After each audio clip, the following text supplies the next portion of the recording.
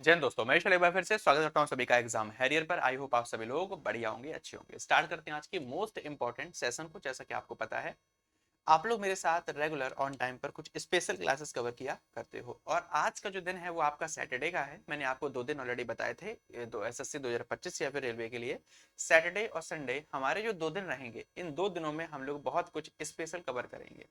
जैसा कि मैंने आपको बताया था कि वीकली करंट अफेयर आप लोग मेरे साथ संडे को कवर किया करोगे। वो वीकली मंडे से लेके फ्राइडे सैटरडे सैटरडे तक आपकी करंट अफेयर रेगुलर रहा करेगी, और संडे को जो करंट अफेयर होगी वो 5 बजे आपकी वीकली हुआ करेगी। ठीक है, दूसरी बात, और बहुत छोटा सेशन हुआ करेगा 1 घंटे का।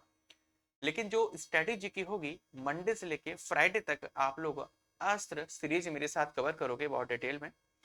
सैटरडे का जो दिन होगा, सैटरडे सैटरडे को आप लोग मेरे साथ संपूर्ण रिवीजन करोगे, और रिवीजन में भी क्वेश्चंस वो नहीं होंगे जो आप लोग वीक में करे हैं, आप बोर हो जाओगे। इसलिए मैं नए नए क्वेश्चंस को अपडेट करके वीकली में आपको कवर कराऊंगा। और संडे का जो दिन होगा, संडे को आप लोग मेरे साथ जो शाम को चीजें कवर करोगे।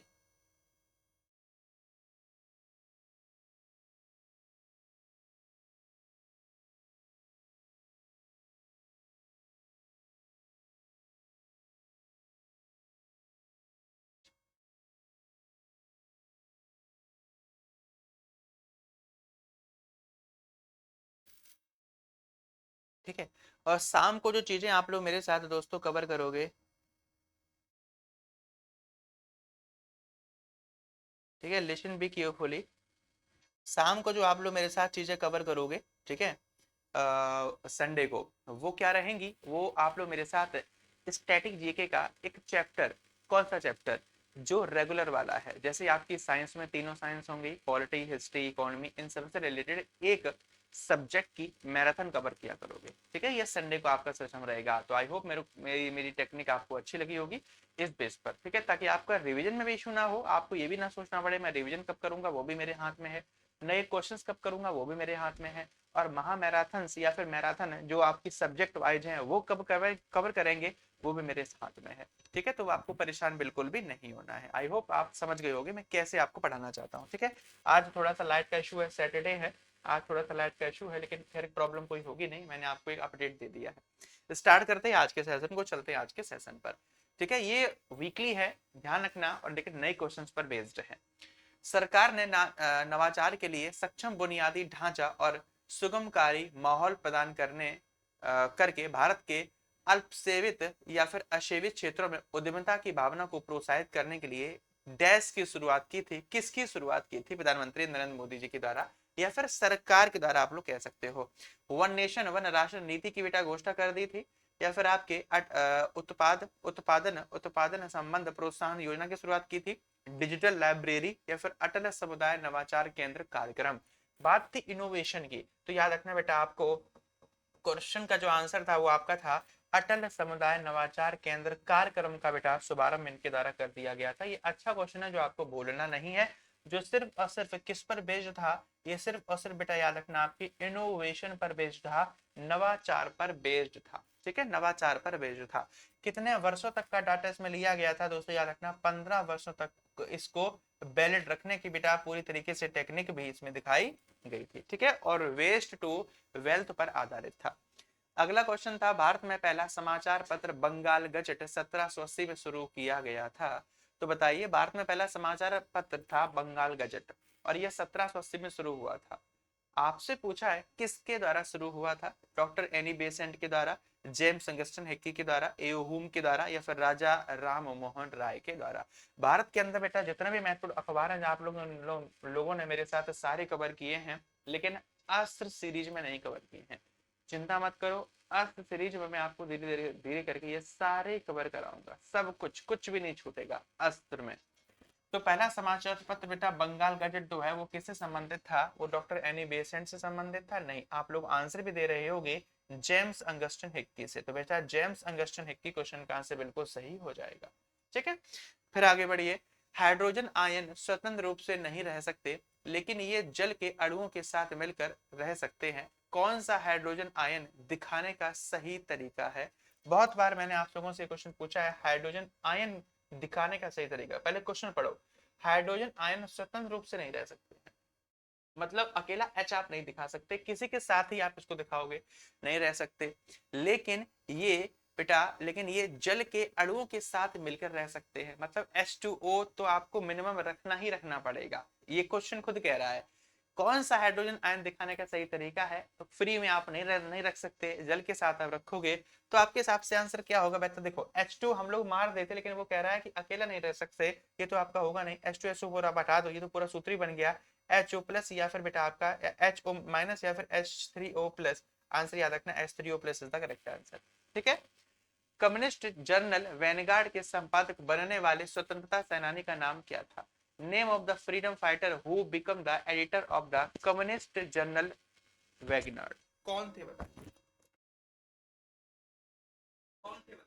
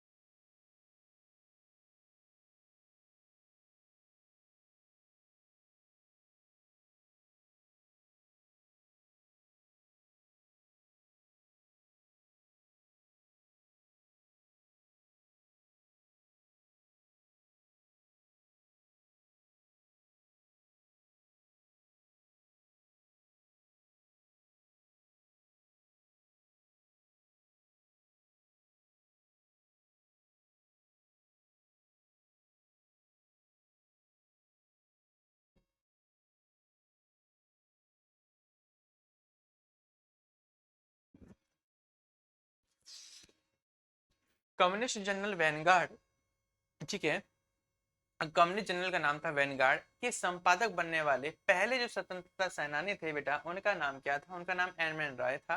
के कलकप्पन था, ये तो हटा दो आप आंसर। सी राजगोपालाचारी था या फिर पी कृष्णा पिल्लई था? तो वैनगार्ड के संपादक बनने वाले स्वतंत्रता सेनानी जो पहले थे बेटा, उनका नाम था एम एन रॉय। ठीक है, बी एन नहीं, एम एन रॉय का नाम बेटा आप लोग याद रखोगे। अच्छा क्वेश्चन है, क्योंकि 1922 में इसका प्रकाशन होता है। 1922 में, ध्यान रखना दोस्तों, इसका प्रकाशन होता है। 1922 में इसका प्रकाशन होता है। इसके बाद बहुत सारे पुस्तकों का और विमोचन होता है, लेकिन पहली पुस्तक ये थी vanguard related, M N Roy.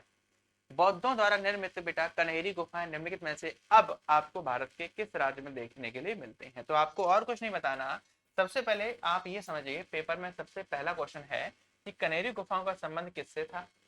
आप लोग क्या मारोगे? क्वेश्चन सोचो, ये भी तो दे सकता है ना, इस राज्य में इस स्थान पर स्थित कनेरी गुफाएं उस समय बहुत प्रसिद्ध थी, इनका संबंध किससे था? इनका संबंध बौद्ध से था। खत्म पहला पॉइंट। दूसरा, कनेरी गुफाएं हैं कहां पर? आपको ये याद रखना है, आपको याद रखना है, तो आंसर क्या मारोगे बेटा? महाराष्ट्र। मेरा मतलब समझ गए? वही राउंड फिगर वाली बात आ रही है, वही राउंड फिगर वाली बात आ रही है। क्वेश्चन इतना घुमा कर पूरा डाटा कवर कर लो, दोबारा अगर फंसेगा तो छूटेगा ही नहीं। तो कनेरी गुफा निम्नलिखित में से किस राज्य में स्थित है? आंसर बेटा आपका आएगा, ये आपके महाराष्ट्र के अंदर स्थित है। राज्य वो आपका राजीव गांधी राष्ट्रीय उद्यान जो है उसके पास में स्थित है। बेटा मोर मुगाव बंदर का भारत के किस राज्य में आपको देखने को मिलेगा? मोर मुगाव बंदर का ऐसे वन लाइनर कभी भी आपको याद नहीं करने हैं। मैंने आपको क्या बताया? लेफ्ट और राइट का तरीका मैंने आपको बताया है। मैंने आपको बेटा बे ऑफ बंगाल और मैंने आपको अरब सागर का डाटा कवर कराया है। वो लोग कवर कराया है या नहीं कवर कराया है?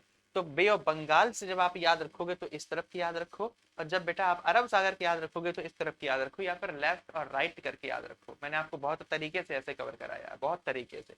तो आपसे पूछा गया मोर मुगाव बेटा आपको कहां पर देखने को मिलता है, तो मोर मुगाव का संबंध कहां से? इस तरफ से है। गोवा महाराष्ट्र के जस्ट बीच में। तो याद रखना बेटा गुजरात और महाराष्ट्र के, तो कौन मिलेगा आपको वहां पर देखने के लिए, वहां पश्चिम बंगाल, तमिलनाडु, महाराष्ट्र। देखो तमिलनाडु कहाँ पर स्थित है, जस्ट अपोजिट है। महाराष्ट्र कहाँ पर है, हो सकता है महाराष्ट्र, लेकिन महाराष्ट्र में ये है ही नहीं बेटा। पश्चिम बंगाल तो इस एरिया पर ही नहीं है, वो तो बांग्लादेश के पास पहुंच जाता है, वहां तो हो गई नहीं आंसर। गोवा एकमात्र बेटा आंसर बचता है, तो क्वेश्चन का आंसर क्या मारोगे, आपके गोवा में स्थित है। अब देखना यहाँ पर जैसे आपके पेपर में आता है, जैसे मैंने लेफ्ट राइट बताया, वैसे आपको याद रखना है वेस्टर्न कोस्ट, वेस्टर्न बेटा आपको कोस्ट याद रखने हैं, फिर आपको ईस्टर्न कोस्ट याद रखने हैं, है ना। ये बोलने नहीं है आपको, एक तरफ आपको वेस्टर्न कोस्ट याद रखने हैं और दूसरी तरफ आपको ईस्टर्न कोस्ट याद रखने हैं। वैसे मैं कवर करा चुका हूँ आपको, बट फिर भी जो पेपर में अब तक पूछे गए हैं वेस्टर्न कोस्ट में, वो बेटा याद रखना है। एक तो आपका पूछा गया है कांडला, एक पूछा गया है बेटा आपका कांडला, एक आप लोगों से पूछा गया है जिसको आप लोग मुंबई के नाम से जानते हो, एक आपसे पूछा गया बेटा जिसको आप लोग जवाहर, जिसको आप लोग जवाहर के नाम से जानते हो, एक और था जिसको आप लोग जानते हो बेटा मोर मुंगाओ, मुंगाओ के नाम, जो आपने जस्ट अभी कवर किया। एक आपसे पूछता है बेटा मैंगलोर, MANGLORE, मैंगलोर। एक आपसे पूछता है बेटा कोचिन, COCHIN, कोचिन, कोचिन के नाम से। वहीं पर जब आप ईस्टर्न के पास जाते हो तो आपको मिलता है बेटा, एक मिलता है आपको कोलकाता, एक मिलता है साथियों आपको कोलकाता हल्दिया, कोलकाता हल्दिया। एक आपको मिलता है पैरादीप, ठीक है, एक मिलता है आपको पैरादीप। एक बेटा आपको मिलता है विशाखापट्टनम, ठीक है, विशाखापट्टनम। एक आपको मिलता है बेटा चेन्नई, एक आपको मिलता है एन्नौर, ENNORE, एन्नौर। एक आपको मिलता है बेटा तूतीकोरिन, ये मिलता है तूतीकोरिन। ये बात आपको याद रखनी बेटा, बिल्कुल भी भूलनी नहीं। अब सुनना, इसकी स्पेशलिटी भी कुछ और है क्या। कांडला याद रखना बेटा, ये किससे रिलेटेड है, चाइल्ड ऑफ पेरिशन से संबंधित है। अगर पेपर में मुंबई आ जाए बेटा याद रखना, ये बिजनेस से रिलेटेड सबसे बड़ा है और बिजी भी रहता है, ठीक है। दूसरी बात बेटा, अगर जवाहर पोर्ट की बात की जाए, ये बेटा याद रखना सबसे तेज, फास्टेस्ट ग्रोइंग, ठीक है। अगर मैं मोरमुगाओ की बात की जाए, ये क्यों प्रसिद्ध है बेटा याद रखना, नेवल बेस आल्सो, यहाँ पर नेवल बेस भी है, इसलिए सबसे ज्यादा प्रसिद्ध रहता है, ठीक है, और बहुत ज्यादा सिक्योरिटी रहती है। मैंगलोर अगर पेपर में आ जाए बेटा याद रखना, सबसे ज्यादा एक्सपोर्ट के लिए जाना जाता है, सबसे ज्यादा एक्सपोर्ट के लिए, जहां पर आयरन महत्वपूर्ण है, लोहा। कोचीन अगर पेपर में आ जाए याद रखना बेटा, नेचुरल हार्बर है, ये कैसा है, प्राकृतिक है, रट लेना भैया ये स्पेशलिटी इनकी। अगर ईस्टर्न की बात करूं, कोलकाता हल्दिया की, बेटा याद रखना ये किस प्रकार का है, रेवरन है, कैसा है बेटा, ये आपका रेवरन है, ठीक है, नदियों से। अगर पैरादीप आपके पेपर में आ जाए याद रखना, ये एक्सपोर्ट के लिए महत्वपूर्ण है, जैसा बेटा आपका मैंगलोर लोहे के लिए था, उसी प्रकार से पैरादीप लोहे के लिए महत्वपूर्ण है, लेकिन ईस्ट में। अगर पेपर में विशाखापट्टनम आ जाए तो याद रखना सबसे गहरा बंदरगाह, डीपेस्ट पोर्ट है विशाखापट्टनम, डीपेस्ट। पेपर में चेन्नई आ जाए तो बेटा याद रखना ये आर्टिफिशियल है और ओल्डेस्ट है, कृत्रिम, आर्टिफिशियल खुद से बनाया गया है और ओल्डेस्ट है। एनॉर पेपर में आ जाए बेटा याद रखना most modern private hands, private hand में है डानी साहब के, और दूसरी बात याद रखना ये मॉडर्न बेस पर बना हुआ है। पेपर में तूती कोरिन आ जाए, ये बेटा याद रखना साउथ मोस्टर्न, ये आपका साउथर्न मोस्ट है, ठीक है। और एक इमेज भी यहाँ पर होगी, ये बेटा आपके सामने इमेज भी है, इधर बेटा आपके सामने पूरा अरबियन सी से संबंधित है, और ये सारे आपके सामने बेटा बे ऑफ बंगाल से संबंधित है। भूलने नहीं है आपको, बहुत ज्यादा इंपॉर्टेंट डाटा मैंने आपको यहाँ पर कवर कराया है। यहाँ पर बेटा काले रंग से और स्काई ब्लू रंग से हैं, जो स्काई ब्लू से हैं वो आपके इंटरमीडिएट सी पोर्ट हैं, और भारत के अंदर जो मेजर पोर्ट है, मेजर पावरफुल, वो कौन कौन से हैं बेटा, यहाँ पर लिखा हुआ है हल्दिया मेजर, यहाँ पे है आपके सामने पैरादीप, यहाँ पे आपके सामने विशाखापट्टनम, और यहाँ पे आपके सामने बेटा आपका चेन्नई, और एक हो जाता है तूतीकोरिन। तो आपको ये याद रखना है कि ईस्टर्न कोर्ट के महत्वपूर्ण पोर्ट कौन से हैं ईस्टर्न के, तो हल्दिया, पैरादीप, विशाखापट्टनम, एन्नौर एंड आपका बेटा एन्नौर, और सॉरी एन्नौर नहीं, चेन्नई, फिर आपका तूतीकोरिन, ठीक। इसी प्रकार से अगर आप बेटा यहाँ आओगे वेस्टर्न पोर्ट पर, तो इंपॉर्टेंट कौन कौन से हैं, दीनदयाल पोर्ट ट्रस्ट, जिसको आप लोग कांडला के नाम से पहले जानते थे, बेटा जवाहरलाल नेहरू पोर्ट इंपॉर्टेंट यहाँ पर आपके पेपर में बनता है, बेटा यहाँ पे आपके सामने पणजी बनता है, यहाँ पे आपके सामने मैंगलोर बनता है, ये आपके मिलते हैं आपको वेस्टर्न कोस्ट के महत्वपूर्ण, बोलने नहीं है, सारे याद रखने हैं। निम्नलिखित में से किस क्रिकेटर ने सिक्स मशीन शीर्षक से एक आत्मकथा साथियों लिखी थी? सिक्स मशीन किसकी है? क्रिस गेल की है। क्रिस गेल की बेटा कौन सी है? याद रखना, सिक्स मशीन। अभी ये टॉपिक यहाँ पर निकल के आता है ऑटोबायोग्राफी। मेरे पढ़ाने का जो तरीका था वो आप लोगों ने बेटा ऑलरेडी कवर किया था ऑटोमेटिकली। मैंने आपको क्या, सॉरी ऑटोमेटिकली नहीं, ऑटोबायोग्राफी। इंपॉर्टेंट क्या है? महत्वपूर्ण लेखकों की बायोग्राफी, महत्वपूर्ण क्रिकेटर्स की बायोग्राफी, महत्वपूर्ण भारत के अंदर जो नृत्य कृतियों से संबंधित लोग हैं उनसे संबंधित, भारत के प्रधानमंत्रियों की, भारत के राष्ट्रपतियों की, साइंटिस्टों की या अन्य लेखकों की ऐसी ऑटोबायोग्राफी है। बिल्कुल है। सारी याद तो नहीं कर पाओगे ना, तो यहाँ पर टॉपिक क्या है? क्रिकेटर्स की। तो मैंने आपको क्रिकेटर्स की कवर करवाई है। चाहे बेटा आप लोग लिख लो ace against odds Sania Mirza, ऐसे ही मतलब तमाम प्रकार की। आपको कपिल देव की याद रखनी है बेटा, युवराज सिंह की याद रखनी है आपको, महेंद्र सिंह धोनी की याद रखनी है आपको, सचिन तेंदुलकर की याद रखनी है, राहुल द्रविड़ की याद रखनी है, सुनील गावस्कर की याद रखनी है। ऐसे तमाम है जो टॉपिक के साथ ही आप लोग मेरे साथ कवर करोगे। टॉपिक मैं निपटाऊंगा जीके में, और इसकी पीडीएफ या फिर इंपॉर्टेंट जो मैंने बताया ना करंट अफेयर में डेली एक टॉपिक हुआ करेगा, वो भी करंट अफेयर में भी मैं आपको डेली टॉपिक दिया करूंगा इसी बेस का। ठीक है, चलिए। शाहजहां के शासनकाल के दौरान डैश कंधार से हार गया था। किसी को कंफ्यूजन तो नहीं है आज सैटरडे है और आज मैं क्या कवर करा रहा हूँ? अस्त्र की वीकली, संडे नहीं है आज, संडे को स्पेशल चलेगा। शाहजहां के शासनकाल के दौरान डैश कंधार से हार गया था। बेटा शाहजहां के दौरान कौन कंधार से साथियों हार गया था? अभी आपका पहलवी था, Safavid is the correct answer. कौन हार गया था बेटा? आपका सफाविद। 86वें संविधान संशोधन 2002 द्वारा निम्नलिखित में से कौन सा मौलिक कर्तव्य साथियों जोड़ा गया था? मौलिक कर्तव्यों की संख्या पहले कितनी हुआ करती थी बेटा? पहले मौलिक कर्तव्यों की संख्या सिर्फ और सिर्फ 10 हुआ करती थी। वर्तमान में मौलिक कर्तव्यों की संख्या जैसा कि आप लोगों को पता है साथियों 11 हो गई है। कितनी हो गई? 11 हो गई है। तो आंसर दी गई क्वेश्चन का आप मुझे बताइए। 86वें संविधान अधिनियम 2002 निम्नलिखित में से बेटा कौन सा मौलिक कर्तव्य जोड़ा गया था? बताइए 86वें के तहत कौन सा मौलिक कर्तव्य जोड़ा गया? बस मुझे इतना बता दो, बात खत्म।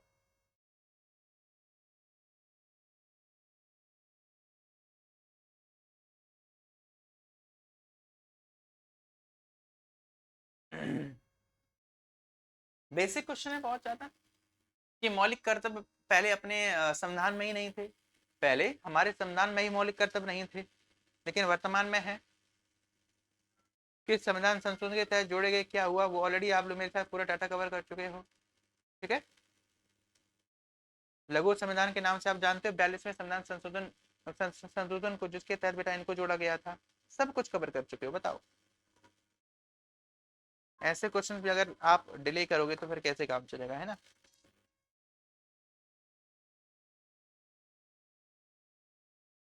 चलिए, आई होप आंसर आप लोगों ने दिया होगा। तो भारत की संप्रभुता और अखंडता बनाए रखने की, नहीं, शिक्षा संबंधित था 6 से 14 वर्ष की उम्र में। सीधा तुक्का मारो भैया, तुक्का नहीं, क्वेश्चन ही है रखा हुआ ये। सही बात। हम लोग किसकी बात करते हैं बेटा? मौलिक कर्तव्य की, जिनको आप लोग फंडामेंटल ड्यूटीज कहते हो। सबसे बड़ी बात, फंडामेंटल ड्यूटीज याद रखना गैर न्याय संगत है। सबसे पहले आपको बात ये याद रखनी है कि यह बेटा आपके सामने गैर न्याय संगत है। क्या है ये बेटा? गैर न्याय संगत है। फंडामेंटल जो ड्यूटीज है बेटा, फंडामेंटल जो ड्यूटीज हैं ये हम लोगों ने कहाँ से कॉपी पेस्ट मारी हैं? आपको याद रखना है बेटा यूएसएसआर, जिसको आप लोग रशिया कहते हैं, जहाँ से कॉपी पेस्ट मारी है। किस संविधान संशोधन के तहत बेटा? 42वें संविधान संशोधन 1972 के तहत इनको हम लोगों ने संविधान में बेटा ऐड कर लिया था। इनको किसमें ऐड किया गया था? संविधान संशोधन करके भाग 4 में संविधान संशोधन करके भाग 4 ए बना दिया गया, और भाग 4 का अंतिम आर्टिकल 51, आर्टिकल 51 में बेटा आर्टिकल 51 ये जोड़ दिया गया, और 51 ए में बेटा 10 प्रावधान जोड़ दिए गए। एक नया प्रावधान जो जोड़ा गया वो जोड़ा गया 86वां संविधान संशोधन 2002 के तहत। बस इतना आपके सामने क्वेश्चन है। और जो नया जोड़ा गया वो था बेटा 6 से लेकर 14 वर्ष तक की उम्र के बच्चों के लिए अनिवार्य शिक्षा। तो आंसर क्या हो गया बेटा? चौथा ऑप्शन इसका करेक्ट आंसर बन जाता है। सर जी, निम्नलिखित में से कौन सा अंतरराष्ट्रीय संगठन शतरंज का शासी निकाय है? बताओ, निम्नलिखित में से कौन सा अंतरराष्ट्रीय संगठन शतरंज का शासी निकाय है? कमेंट करो, कौन है शतरंज का शासी निकाय? कमेंट में नाम, कौन है शासी निकाय?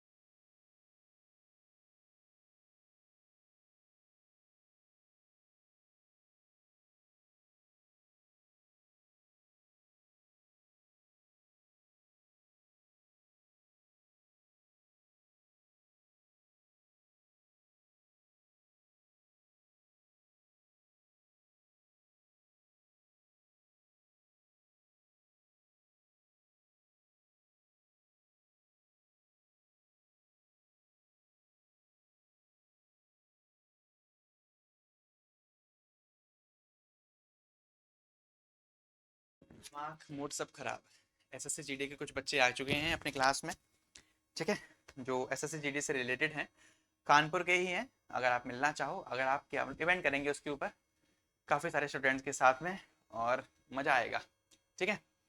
चलो, ये दिन भी बड़ी मुश्किल से आते हैं यार जब बच्चे सेलेक्ट होते हैं, और बहुत अच्छा लगता है। चलिए खैर, थोड़ा आपका टाइम जरूर गया है, आप लोग कंफ्यूज हो गए, बहुत सारे मैसेजेस भी होंगे, सर जी कहाँ चले गए, ये वो फलाना, कहीं गया नहीं था यार, बहुत सारे स्टूडेंट्स आ चुके हैं।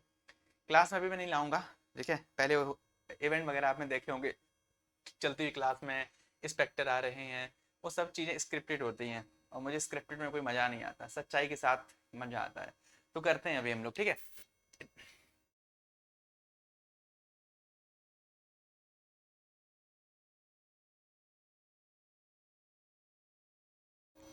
हाँ, निम्नलिखित में से कौन सा अंतरराष्ट्रीय संगठन शतरंज का शासी निकाय है? कल मैंने आपसे पूछा था शतरंज के लिए। शतरंज एक ऐसा खेल बन चुका है जब से हमारे कुकेश डी ने इतिहास रच दिया है। आपको ये क्वेश्चन भूलना ही नहीं है, FIDE जो है बिल्कुल भी आपको नहीं भूलना है। अब ICC हटा लो, फीफा हटा लो, IOC हटा लो। बेटा IOC का संबंध किससे है? ओलंपिक से है। फीफा का संबंध बेटा फुटबॉल से है, और ICC का संबंध याद रखना है क्रिकेट से है। FIDE का संबंध आपको याद रखना है आपके शतरंज से बन जाता है। सर FID की स्थापना का वही, FID की स्थापना साथियों जो हुई थी वो आपकी हुई थी 20 जुलाई को, यानी कि 20 जुलाई 1924 को, 20 जुलाई 1924 को। और आपको याद रखना है बेटा कहाँ पर, तो ये भी आपको ध्यान रखना है आपकी पेरिस से रिलेटेड हुई थी। अगर आपके पेपर में बेटा हेडक्वार्टर पूछ दिया जाता है तो हेडक्वार्टर आप लोग बताओगे लोशाने में, लोशाने में, लोशाने से रिलेटेड आपको याद रखना बेटा स्विट्जरलैंड। अगर आपसे मैं प्रेसिडेंट के बारे में पूछ देता हूँ बेटा, तो प्रेसिडेंट से आपको याद रखना है आर्केडी। तो आपको बेटा याद रखना है प्रेसिडेंट से रिलेटेड आर्केडी जोकोविच का नाम। और दूसरी बात, अगर मैं आपसे बेटा डिप्टी प्रेसिडेंट की बात पूछ देता हूँ तो आंसर आपका आएगा विश्वनाथन। तो आपका बेटा आंसर आएगा विश्वनाथन आनंद। क्या आएगा? विश्वनाथन आनंद आएगा, ठीक है। चलिए सर जी, भारत सरकार ने SMILE SMILE support for marginalised individual for livelihood and enterprise योजना का शुभारंभ किस वर्ष किया था? भारत सरकार ने इस्माइल योजना का प्रारंभ किस वर्ष किया था? ऑप्शन में है बेटा 2019 में किया था, 2021 में किया, 2022 में किया, या फिर आपके 2018 में किया था इस्माइल योजना का शुभारंभ। बेटा अगर इस्माइल योजना की हम लोग बात करेंगे 2018 से रिलेटेड थी, 2022 से रिलेटेड थी। इसका बेटा कार्य था, सबसे बड़ी बात, इसका शुभारंभ जो है बेटा केंद्र सामाजिक न्याय और अधिकारिता मंत्रालय के द्वारा 2018 में किया गया था, बात थी 12 फरवरी की। इसके तहत बेटा जो मतलब ऐसा समझो, जो रोड पर, मतलब रोड पर, ये खैर बात नहीं करूंगा, आजीविका पर ये मिशन निर्भर था। किस पर निर्भर था दोस्तों? ये मिशन आपका आजीविका पर निर्भर था, ठीक है। बस अगला क्वेश्चन आपके सामने था, और 2021 से लेकर 24-25 तक का 365 करोड़ रुपए इसका, 25-26 तक 365 करोड़ रुपए इसका बजट था इस्माइल परियोजना का। शीत ऋतु के दौरान भारत के उत्तर पश्चिमी भागों में वर्षा होने में कौन सा कारक योगदान देता है? Which factor contribute to rainfall in north western part of India during winter session? व्यापारिक पवनें होती हैं, दक्षिण पश्चिमी मानसून होता है, पूर्वोत्तर मानसून होता है, पश्चिमी विक्षोभ होता है। कल आप लोगों ने इस क्वेश्चन पर बहुत तरीके से मेरे साथ चर्चा की थी, अगर आप लोगों को याद हो तो, कि वेस्टर्न डिस्टर्बेंस जब बात आती है तब कौन सा राज्य इम्प्लीमेंट हो जाता है, लौटते मानसून, ये वो फलाना, अल्नीनो नालिनो के बारे में पढ़ा था आप लोगों ने। ये वही क्वेश्चन है, बहुत मतलब अनोखा क्वेश्चन है। शीत ऋतु के दौरान भारत के उत्तर पश्चिमी भागों में वर्षा होने में कौन सा कारक योगदान देता है? तो आंसर क्या होगा? सीधी बात है बेटा, अब बात हो चुकी स्टेट या फिर दिशाओं से, उत्तर पश्चिमी भागों में वर्षा हो जाती है, क्या कारण होता है? वही आंसर जो मैंने कल बताया था आपको।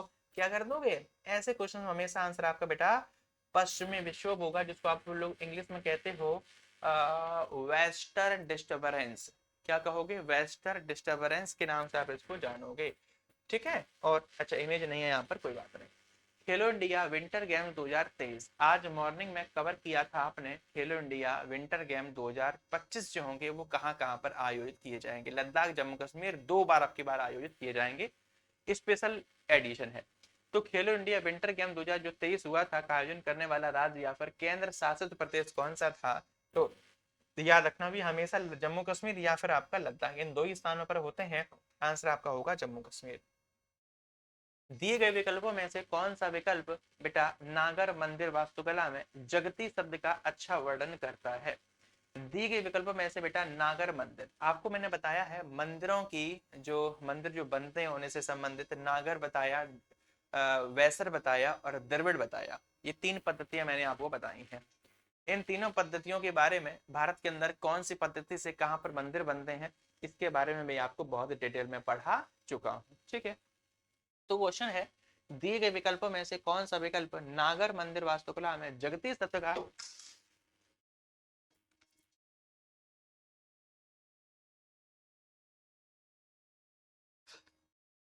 जगती शब्द का सबसे अच्छा वर्णन कर लेता है, जगती शब्द का सबसे अच्छा वर्णन कर लेता है, तो वो है बेटा ऊंचा चबूतरा। जिस पर मंदिर बना होता है उसको जगती कहा जाता है।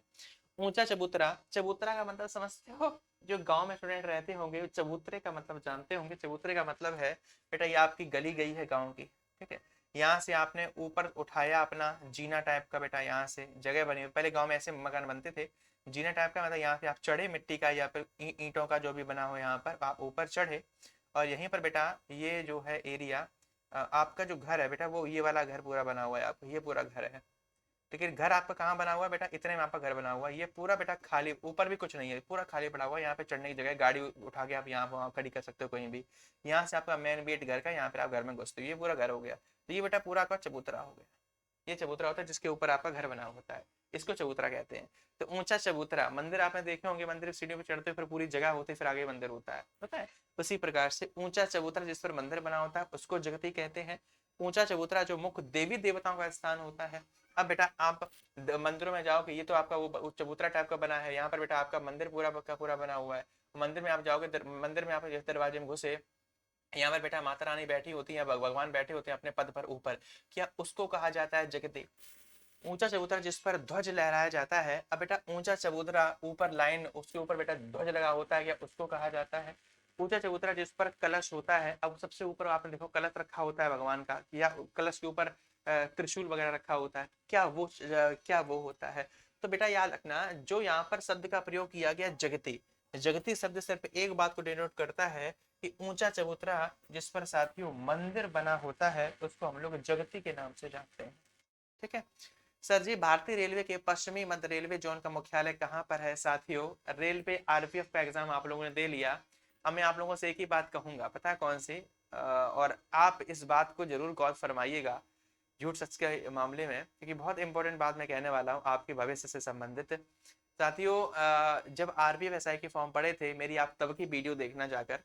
बहुत सारे बच्चों ने सर आरपीएफ स्पेशल कब पढ़ाओगे, आरपीएफ के बारे रेलवे के बारे में कब पढ़ाओगे? मैंने आप लोगों से एक ही बात कही थी, मैं पढ़ाऊं या ना पढ़ाऊं, मैं जो पढ़ा रहा हूं बस आप उसको रेगुलर ध्यान दो, और आप ये मत सोचो कि क्या पढ़ना है क्या नहीं पढ़ना है।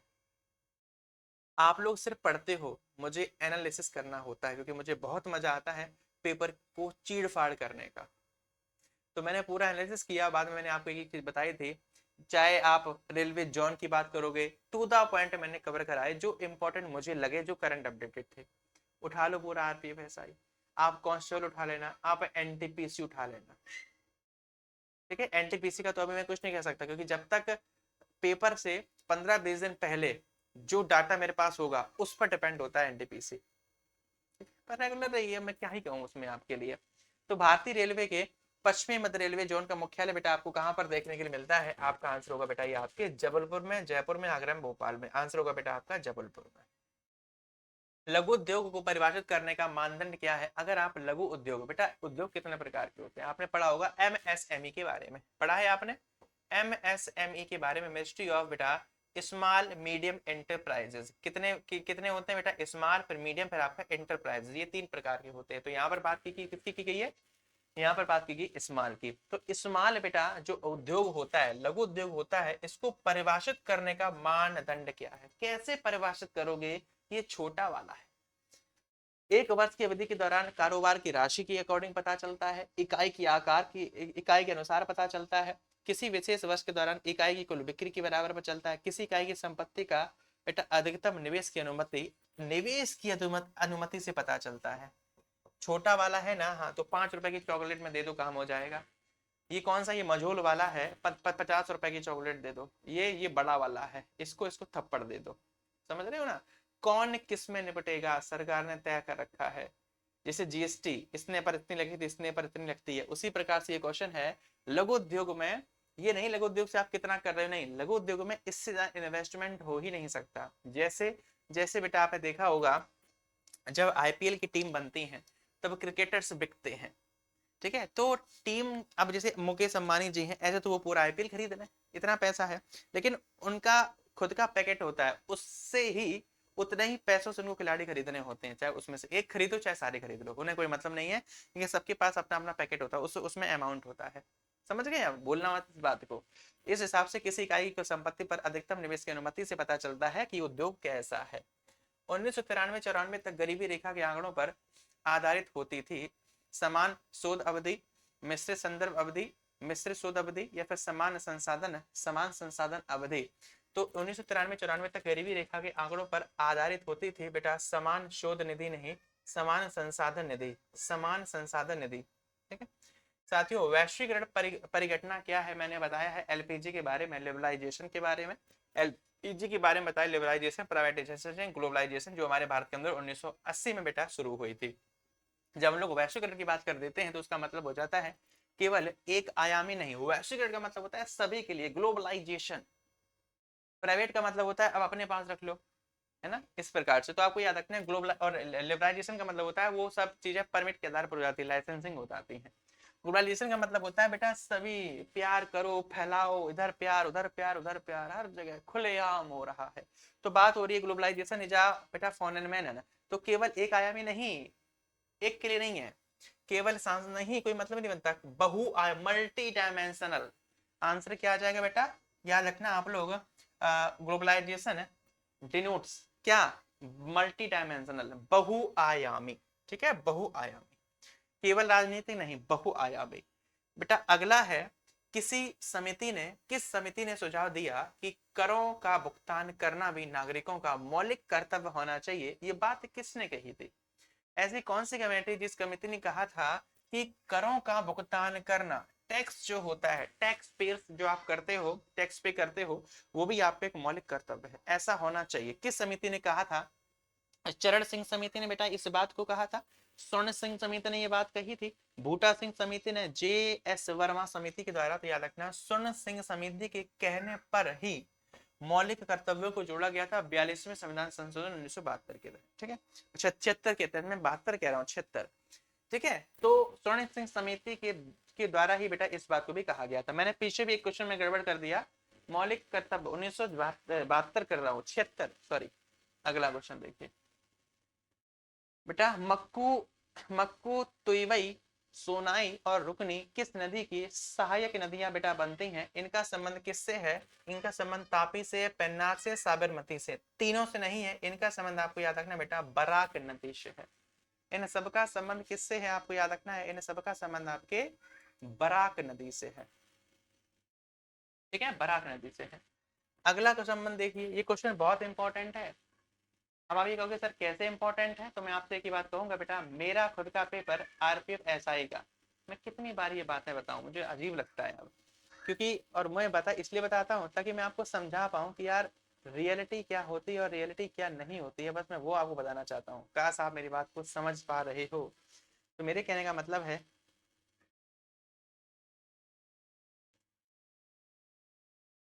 हाँ, मेरे कहने का मतलब है, यार जा यार,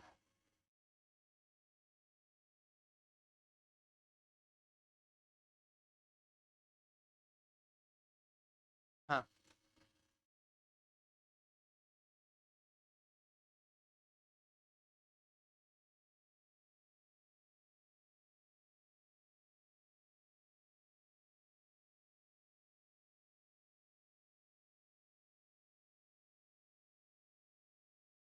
हाँ, मेरे कहने का मतलब है कि मेरे पेपर में गोदावरी की सहायक नदियां पूछी गई थी, गोदावरी की, और ऑप्शन में जैसे ये दिख रहे हैं, मेरे ऑप्शन में नदियों के नाम थे, यहाँ पर उल्टा है, ये सारी सहायक नदियां हैं लेकिन किसकी हैं, ऐसा क्वेश्चन पूछा गया, मेरे में जस्ट अपोजिट था लेकिन गोदावरी से। नेक्स्ट, पता नहीं कितनी बार कवर हो चुका है, क्या ही गलत होगा मुझसे वो। 1969 में बैंकों के राष्ट्रीयकरण के दौरान किस बैंक का राष्ट्रीयकरण नहीं किया गया था? तो याद रखना बेटा एसबीआई। एसबीआई ऑप्शन में हाँ है, एसबीआई का राष्ट्रीयकरण नहीं किया गया था। क्यों? क्योंकि एसबीआई का जो राष्ट्रीयकरण है 1949 में बेटा हुआ था। यहाँ पर बात हो रही है 1969 की, इसलिए एसबीआई पहले ही हो चुकी थी बेटा। पुदुकोट्टई दक्षिण मूर्ति पिल्लई एक प्रसिद्ध डैश वादक थे। किस प्रकार के बेटा वादक थे? इनका संबंध कंजीरा से था, गिटार से था, मेज से था, या फिर बेटा आपके बांसुरी से था। इनका संबंध आपको याद रखना है, निम्नलिखित में से किससे था? तो आपको याद रखना है इनका संबंध आपके बांसुरी से था। ठीक है, इनका संबंध आपके बांसुरी से था।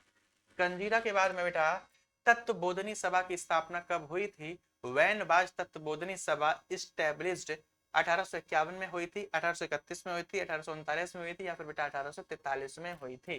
तो याद रखना 1851 आंसर गलत हो जाएगा, 1831 गलत हो जाएगा, 1839 गलत हो जाएगा, या फिर 1843 बेटा गलत हो जाएगा, हटा दो। तत्वबोधनी सभा की स्थापना दोस्तों याद रखना आप लोग कोलकाता में की गई थी। इसकी स्थापना कहाँ पर? कोलकाता में हुई थी। बात है 1839 की। निम्नलिखित में से कौन सा एक प्रसिद्ध सत्रिया नर्तकी है? सोनल मानसिंह है बेटा, अरुणा अरुणा काबुइनी है, या फिर आपकी मल्लिका साराभाई, या फिर सरोदी सैकैया है। याद रखना बेटा सरोदी सैकैया। इन सत्रिय का संबंध भारतीय किस राज्य से होगा? सत्रिय का संबंध भारतीय राज्य बेटा असम से।